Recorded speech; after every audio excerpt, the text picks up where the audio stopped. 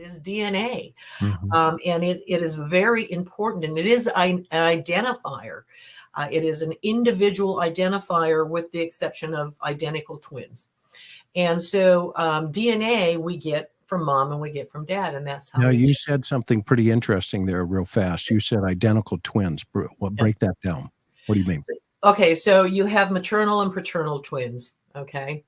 And so what you have to understand is, you have twins that don't look alike. They don't have everything alike, but they're born at the same time. And then you have the ones that are identical.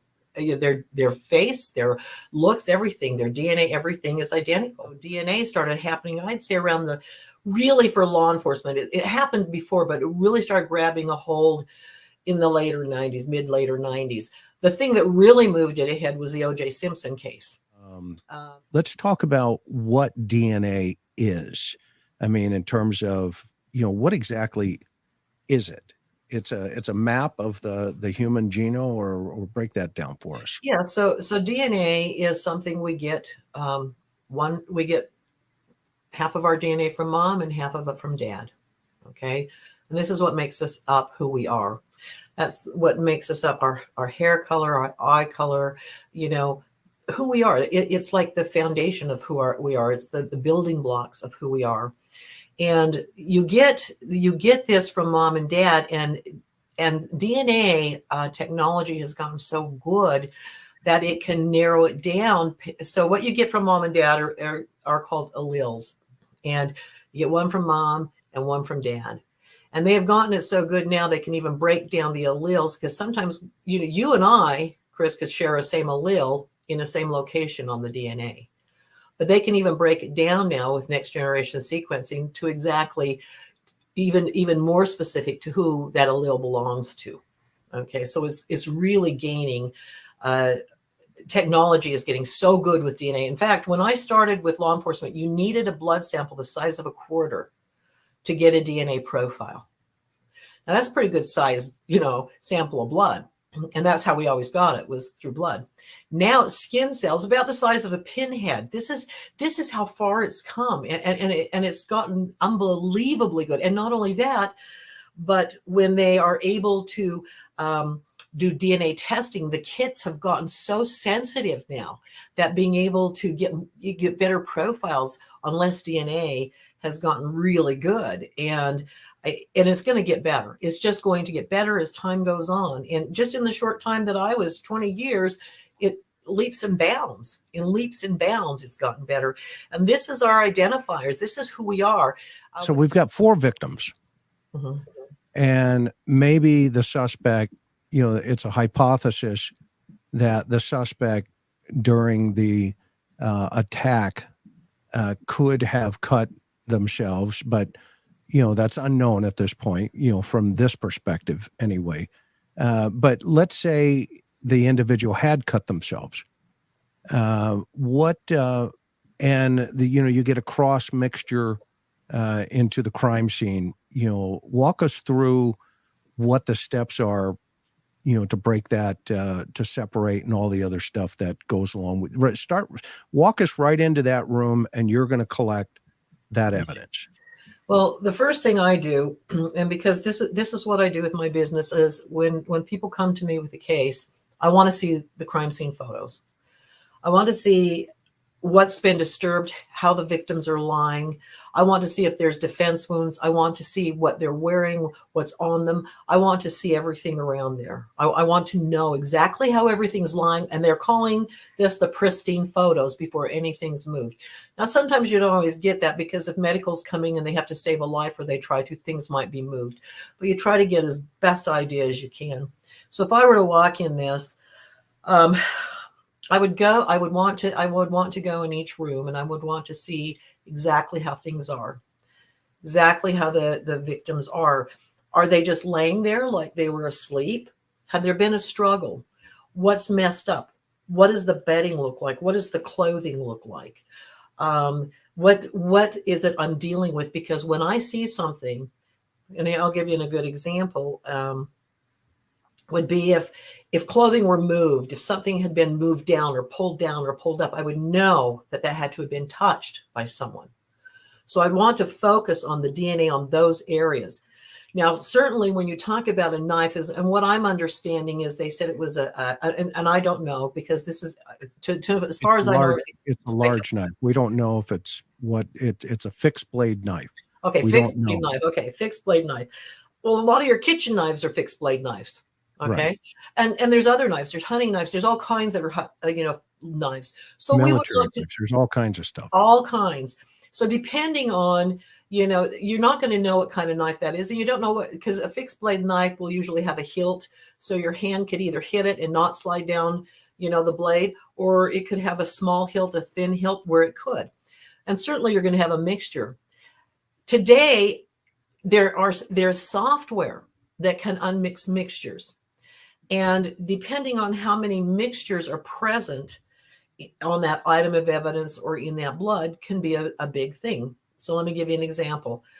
One of the female victims, say it's a male who is the perpetrator, and the male cuts themselves on the knife and their blood is mixed in and commingled with the females. Well, we can remove the male DNA from that mixture.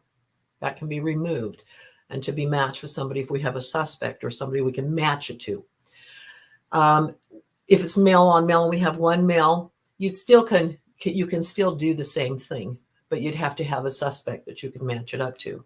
And I have to bring this up because I really feel very strongly about this, Chris, is we can speculate all we want who did it. We can say this person or that person or whatever else, but we have to be very careful. We have to be very careful because you don't want to destroy someone's life and do something to them that turns out it wasn't them. And good for Moscow Police Department for bringing in experts that can help them. This kind of crime scene requires a lot of forensic expertise, not just latent prints, not just DNA, and not just police investigation.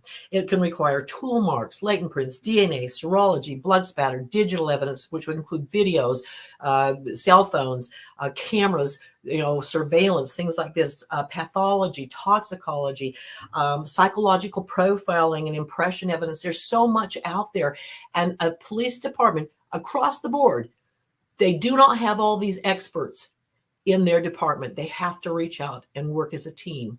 And this is what Moscow has done. They've reached out to try to get experts to help them, and they're doing the right thing.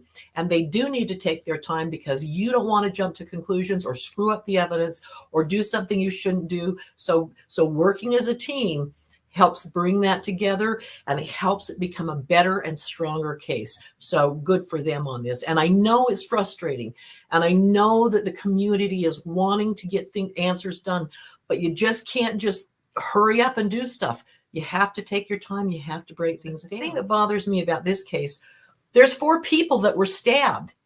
4. Something has to have been amiss, and something had to have happened that we don't know about, that I think would have DNA on it, that it would be available. They have to be very careful about that.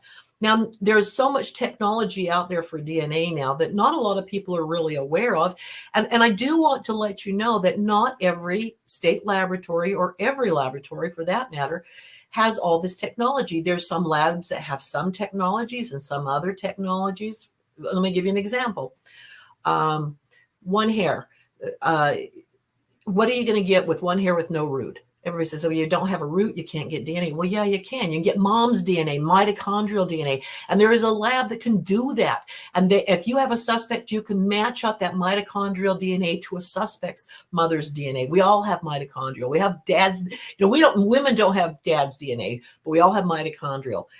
So anyway, there's that kind of a lab. There's also a technology called the MVAC. And it's very interesting. It's been around quite a while. It's really picking up steam.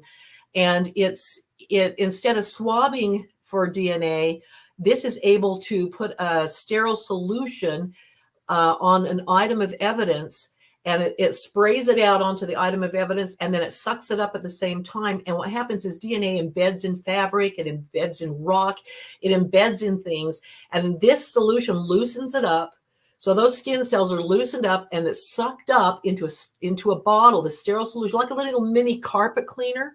And it sucks it up and it puts it in a sterile bottle. And then in this bottle with all this solution are all the skin cells from the victim and whoever touched. Anybody's skin cells that touch that's in there. And you take this solution and you pour it through a filter that's small enough, the pores are small enough that can capture the skin cells and let the solution run through. And then that DNA can last for a long time. And it's on this filter. And then you can send that filter, or a lab can use that filter, and they can get the DNA off that filter. And then once you get the DNA off that filter, say, oh, we've got about 3 or 4 people, profiles, different people on this filter. And then what they have is they have software. They have stuff that can unmix those mixtures. They call it deconvolute. And they can unmix the mixtures. And then when they unmix the mixtures, then they can see who it matches to. Jewelry, when something happens, and I don't know, in Moscow's case, but I don't know if there was jewelry and if there were defense wounds, but jewelry can have DNA depending on where they were grabbed and what was happening. And we always give the jewelry back to the family, and we think we can't get anything from it when in fact you can.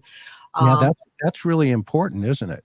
It is. It really is, because we solved a case using my method where a necklace was ripped from the victim, and it was found, and they got the suspect's DNA off the necklace.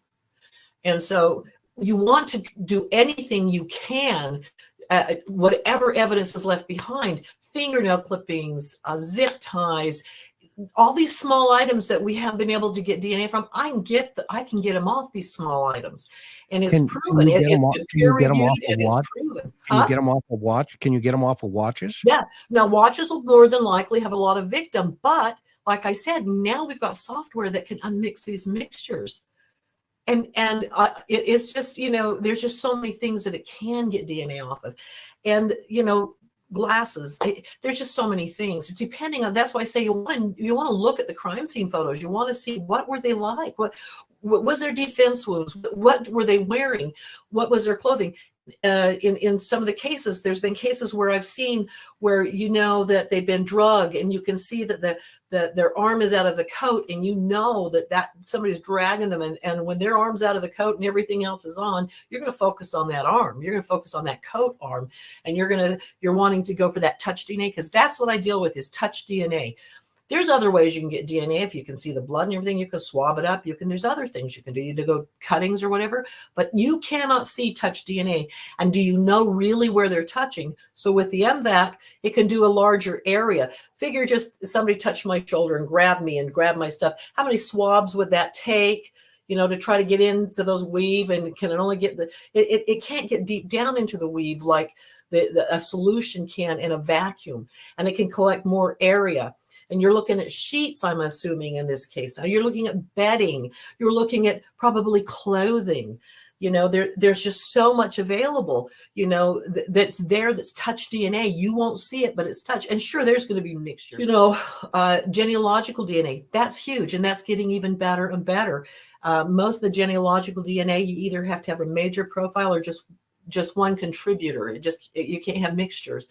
Or if you do have a mixture, the profile has to be big enough you can enter it into the DNA genealogical database. And by the way, just so everybody knows, because this is a big question, the DNA we use now for law enforcement goes into what's called the CODIS database.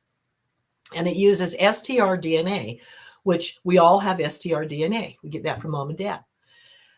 The next generation sequencing, the genealogical DNA database that you use, uses what's called SNPs. So it's a different, it's on the DNA strand, but it's specific areas on the strand. Oh, so what is that? Yeah, what is that? What is that? That's the first I've heard. Okay, so SNPs, SNPs.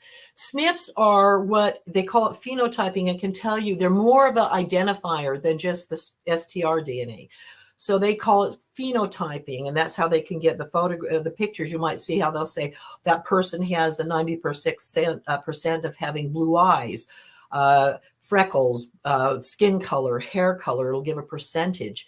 And so that's what genealogical databases use, is called SNPs. So you can't take, if you're going to process something for STR DNA, you can't reformat that and put it into SNPs.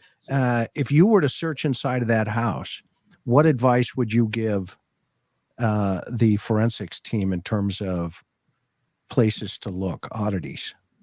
First of all, I think they still hold the scene, and hopefully and you got to hold on to that scene, because once you let it go, if you have a warrant to hang on to that scene, you don't want to let it go till you have just gone through, combed it with a fine-tooth comb. I don't care how long it takes, because there's been cases when I first started that I thought I had everything, and you go back the next day and thank heavens, we had a policy. We held on to the case, and you would see, oh, I didn't know that they shot through that television. I didn't even notice it at night. So there's going to be a bullet in that wall, and so, they're hanging on to that, and they need to hang on to that.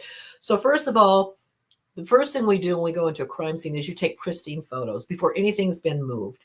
And that's going to be really hard in this case, because it's my understanding there was a lot of people in the home, and I from my understanding, the crime scene occurred probably 2 in the morning, between 0300 and 0600. Okay, so it wasn't reported until almost in the afternoon. Is that correct? Yeah, just before noon. Okay, so you've got probably a good 4 or 5 hours where nobody's knowing what's gone on or what's happening, and they're going through the house. So pristine's going to be really hard. But that's where the police come in with their investigation, and they question people, and they start getting information.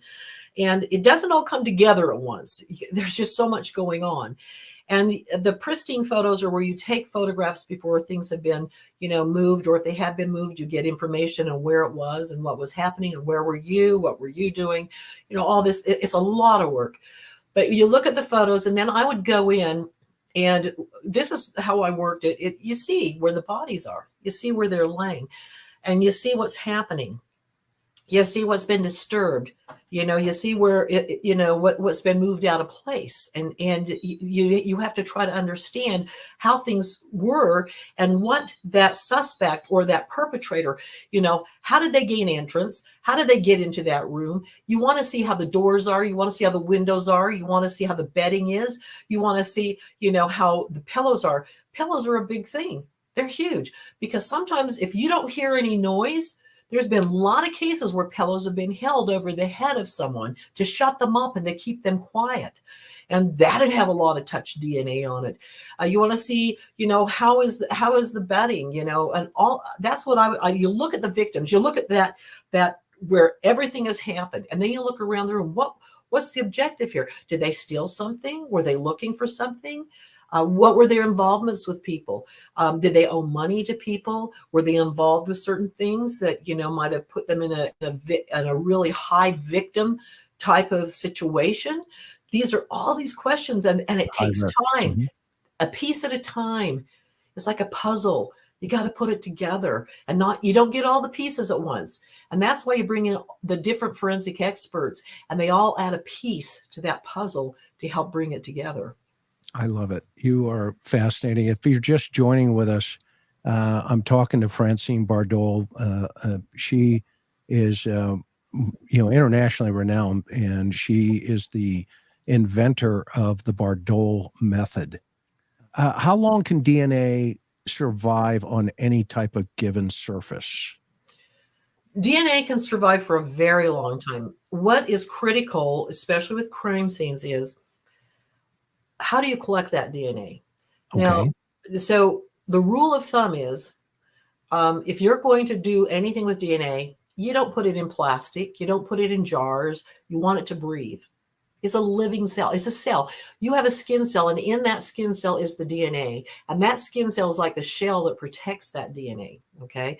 So you want to put it in paper. You want to put it in clean paper. You always want to mask up, glove up. You put your Tyvek suit on. You don't want to leave any of your DNA on that. We saw people with masks. They were wearing, full on mask. Is that because of the DNA aspect of this? You think? If you're breathing, if you're sneezing, If you're coughing, if you're talking, you're going to get DNA. I mean, if you were to do a slow motion picture, just say when you're talking, spittle comes out. You think you're all clean and everything, and not me. But if you were to do something, you would see little drops, coming out, and sneezing. And yeah, the masks are important. The gloves are important. The Tyvek suits, the booties, because you don't want to bring anything out of that scene. You want to leave it all in there, and you don't want to add to it. You want it all there, and you want to try to keep it as pristine as you can and as clean as you can. That's really important. One of the things also on the crime scene here, how often did they change your sheets? How often, were they the only ones that slept in this? These are all questions you have to know, because you want to know who's would probably be on there. And I would really suggest if anybody had added anything to that or been in that room, they call and let them know, my DNA might be there because I went and talked to them and I sat on the bed, or, I remember I went over to visit them when they were sick and I brought, you want to be able to eliminate, who should be and should not be on there. Okay. And that's really going to be important. And the blood is going to be a big one, and any clothing. Also, I did want to bring this up because it's really important. And I don't know what I'm looking at the house. I don't know what was in the house, but even things like rocks or bricks or something like that, the MVAC can get DNA off of that. And we have done that in the past. The Crystal Blisanovich case out of Wasatch County was one where a young 17-year-old girl, she was beaten the head with a granite rock left by the Provo River. And the coroner was, or the medical examiner, we have medical examiners, was wise enough to say, collect that rock. Because back then we really, there wasn't a lot we could do with anything, but he thought it was a good idea. And they did. And they were able to use the MVAC on that rock, because you can't swab and get into those little crevices, those little areas. Well, your method, they actually got DNA off of the rock. I've said that many times to people, and they're like scratching their head going, no, she didn't. I said, yes, she did. Yeah, well, the MVAC got it. And what it did is it squirted the water onto it, and it sucked out the DNA from those rock, a brick. It did it to brick, cinder block. It's done it to things like this. And what's the weirdest thing you've ever pulled DNA off of? I mean, you're notorious for shell casings and rocks and stuff like that. But I mean, to you, where you even went. One of the things that was not expected where I got, because it's kind of a smooth surface, but it's got little ridges with zip ties. People, as perpetrators, zip tying their victim. And the other one was tape. It was old tape that had gone brittle, and it was like just crumbly, and I was able to get DNA off of that. There's different things that I get that are really strange, and you wouldn't think there's a way to get it, but you have to think about it, and you have to think, how would I work this? What would be the best way, to do this? So on the tape, I remember looking at that and thinking, boy, this is really falling apart. It's just like falling apart. So I thought, I used to cook a lot in the olden days when I had all my kids. And I thought, it's kind of like a dried fruit. You might have to rehydrate that. So you rehydrate it and then you work with it. So there's just different things you have to kind of look at it. I try anything, wood. I've done it on wood. I've done it, on, you wouldn't think you'd get something off wood. I've done it on wood. So anything that's porous, you should be able to get DNA off of. Fingerprints are great if it's a smooth surface, but if it's porous, then it's going to hold on to those skin cells, and it will last DNA, for heaven's sakes, they look for DNA on anything, even from ancient times and civilizations and stuff. You still can get DNA. It just depends on how you take care of it. Once they get it, and how much do they need in that house from the perpetrator? A tip of a.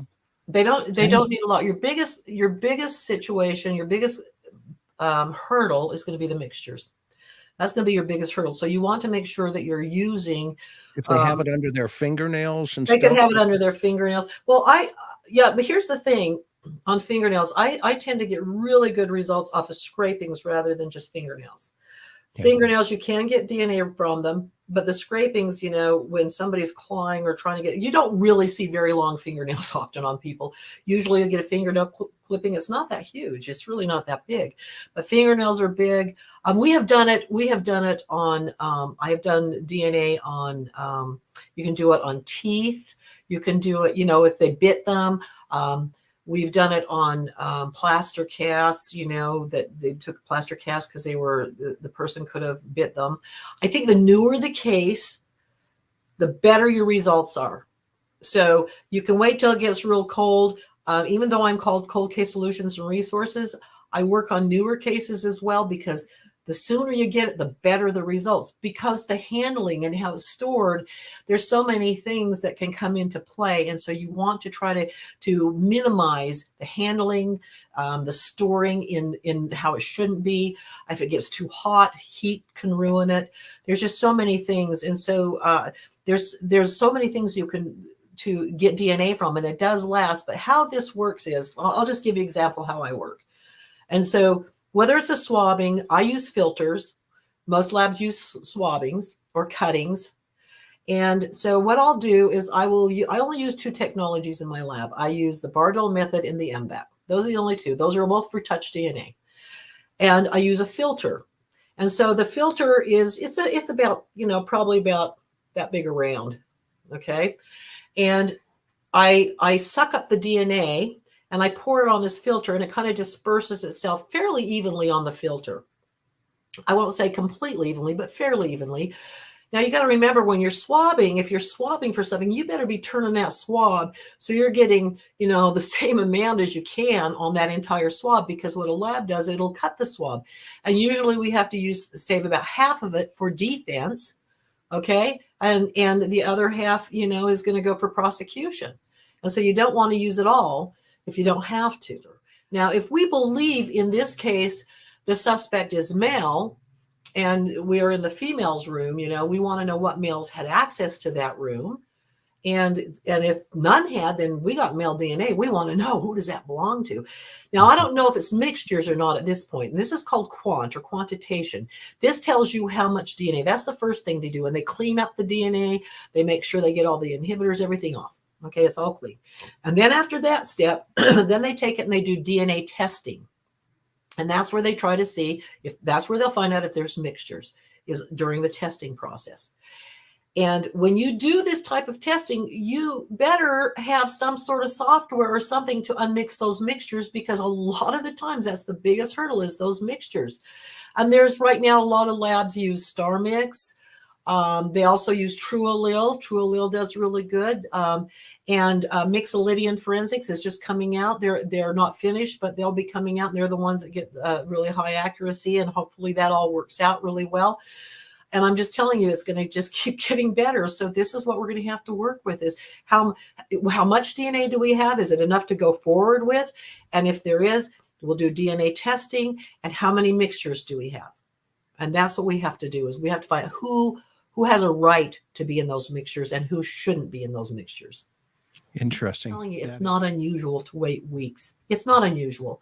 They have got so much. It's like, if you've ever had a 5,000 piece puzzle, even a 2,000, it takes a long time to put that puzzle together. And this is what the police are doing. They're trying to put these pieces together to see the picture, what's going on. And we have to have patience with this, and treating them as if they're not doing a good job. That's not true. And don't forget, it's not just the police, but they have to meet requirements by the district attorneys, and they have to meet all these requirements in order to file charges or do whatever has to happen.